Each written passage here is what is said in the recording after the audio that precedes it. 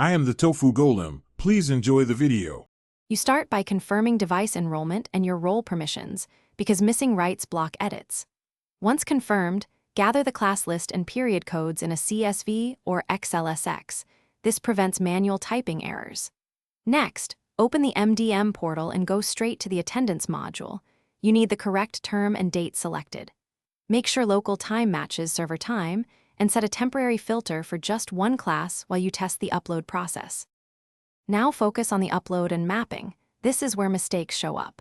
Choose CSV import, pick the right delimiter, and preview the first 10 rows so you see structure. Map student ID to UID, date to YIMMDD, and status to the MDM status code. Mapping keeps data consistent. Once mapped, validate the preview so you catch duplicates or missing ID, resolve any flagged errors, and run a small import test for one period before full execution. To finish, run the full import and keep an eye on the job status panel. Success rarely is instantaneous.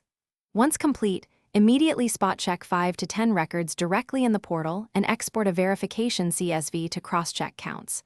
If you find mismatches, stop, revert the batch if supported, fix the source file, and rerun the import. This prevents duplicate corrections. One troubleshooting tip: if status codes flip, recheck mapping and server time. Thanks for watching. Consider subscribing if we helped you today.